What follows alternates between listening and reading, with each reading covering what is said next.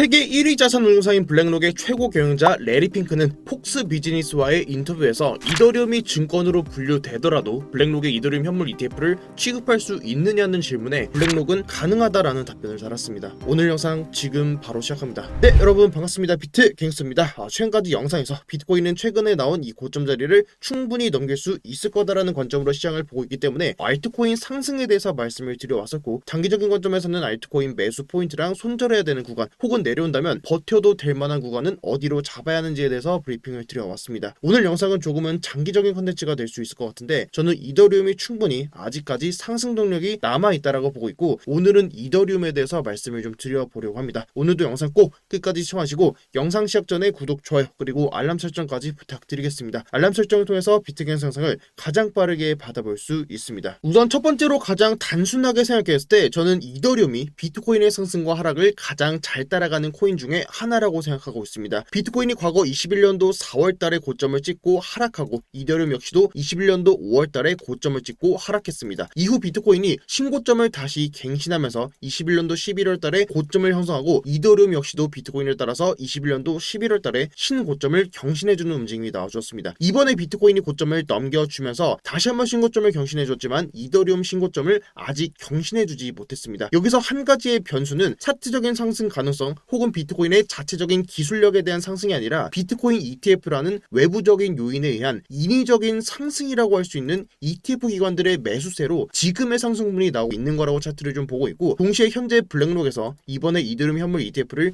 준비 중이기 때문에 이번에 이더리움의 상승을 주도하는 것 역시도 이더리움 현물 ETF에 대한 그 매수세가 되지 않을까라고 차트를 바라보고 있습니다. 그럼 조금 더 작은 봉에서 비트코인 일본 캔들로 과거 ETF가 승인됐었던 차트를 보면 21년도 1월달에 비트코인 현물 ETF가 승인되고 차익 실현 매물들이 나오면서 비트코인이 마이너스 20%가량의 하락이 나왔었고, 이후에 블랙록과 같은 기관에서 수익 유입 자금이 들어오면서 비트코인은 신고점을 다시 경신하는 움직임이 나와줬었죠. 물론 이더리움 역시도 ETF가 승인되게 되면 그레이스케일에서 물량을 매도하는 움직임은 똑같이 나올 거라고 보고 있고, 그 물량을 다시 또 기관에서 얼마나 매수를 받아주는지가 이더리움 상승의 중요 포인트가 될 수 있을 거다로 차트를 보고 있습니다. 결국은 이더리움 역시도 현물 ETF가 승인되면 지금의 비트코인 ETF랑 똑같은 상황이 좀 나올 수 있겠죠. 저는 여러분들께 차트 분석을 도와드릴 때 도미넌스의 상승과 하락은 가격 상승과 하락에도 큰 영향력이 있다라는 말씀을 드렸었습니다. 사실 단순한 원리입니다. 시장에 100이라는 자금이 있는데 그 가정하에서 비트코인 도미넌스가 올라간다는 거는 비트로 매수세가 들어온다는 거고, 도미넌스가 하락한다면 그만큼 매수세가 아닌 매도로 시장의 자금이 다른 곳으로 흘러간다는 것을 의미합니다. 지금 보시는 건 이더리움 도미넌스 차트이고, 사실상 최근에 이더리움 도미넌스의 움직임을 봤을 때 가격은 버티고 있지만, 자, 이더리움 도미넌스가 계속해서 하락하는 움직임이 나왔었는데, 사실 이때 제가 생각했을 때는 SEC에서도 계속해서 이더리움은 증권이다라고 시비를 걸고 있는 상황이고,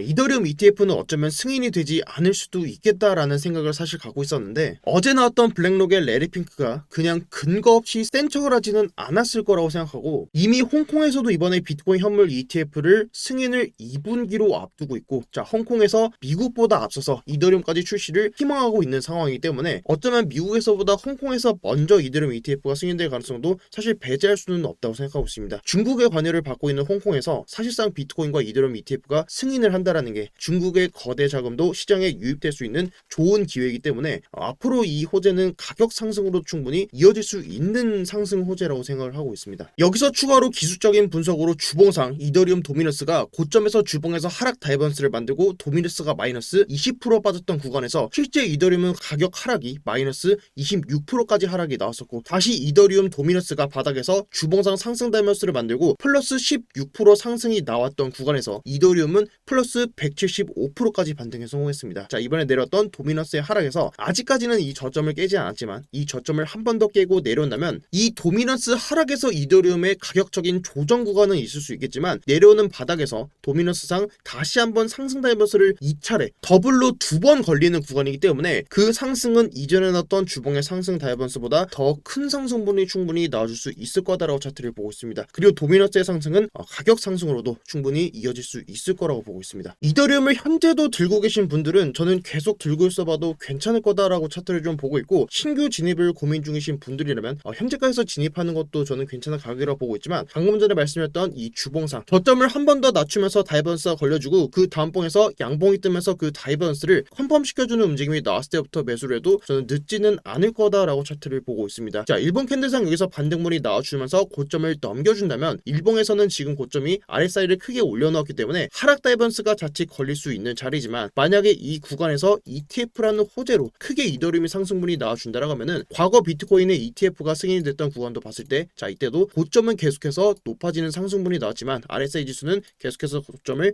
낮추면서 다이버던스를 무시하면서 크게 상승분이 나와주듯이, 이번에 이더리움 역시도 저는 여기서 다이버던스는 충분히 나올 수 있지만 그 다이버던스를 무시하고 충분히 큰 상승으로 이어지면서 직전의 고점 자리까지도 충분히 넘기는 상승으로 가지 않을까라고 차트를 보고 있습니다. 제가 이더리움에 대해서 영상 초반에 단기적인 컨텐츠가 아니라 장기적인 컨텐츠다라고 말씀을 드렸던 이유가, 자 이더리움 차트 원화 차트로 업비트 차트를 먼저 봤을 때 가격적인 측면을 봤을 때 다음 보이는 하단 지지 라인이 여기가 370만원으로 이 하락폭이 꽤나 크기 때문에 여기가 마이너스 한 25% 정도 되는 구간이기 때문에, 저는 지금의 이런 구간에서 단기적인 단타 타점으로 잦은 손절이 나오는 것보다는 하락폭을 좀 더 크게 열어두고 분할로 모아가기에 저는 지금도 충분히 괜찮은 자리라고 차트를 보고 있습니다. 하락폭을 열어두고 분할 매수를 여러분들께 말씀드린 이유가, 하락이 나오지 않고 다시 반등으로 이어진다면 그때 이 상승은 다시 또 무섭게 상승이 나올 수 있는 구간이기 때문입니다. 시기적인 부분으로는 어제 새벽 비트와이즈에서도 이더리움 ETF를 정식 신청서를 제출하는 움직임이 나와주었기 때문에 정말 빠르면 가장 최근이 5월 23일, 24일이죠. 지금으로부터 약 2달 정도를 남겨두고 있는데, 이 기간이 기존 보유자들을 제외하고 신규 진입을 고민하시는 분들께는 괜찮은 매력적인 자리가 나오지 않을까라고 차트를 좀 바라보고 있습니다. 아무래도 이더리움은 현재까지도 SEC에서 계속해서 증권이다라고 주장을 하고 있고, 홍콩에서도 비트코인 ETF랑 이더리움 ETF를 계속해서 출시를 희망하고 있는 상황이기 때문에 외부적인 요인에 의해서 차트적인 부분도 충분히 고려해야 할 부분들이 앞으로도 많이 나오기 때문에, 그런 부분들이랑 현재 보고 있는 이런 차트적인 관점이랑 겹쳐서 추가적으로 업데이트할 수 있는 그런 브리핑은 여러분들께 계속해서 전달 드릴 수 있도록 하겠습니다. 네, 오늘 이렇게 해서 이더리움 브리핑으로 여러분께 전달 드리도록 하겠습니다. 네, 지금까지 비트 킹스였습니다. 감사합니다.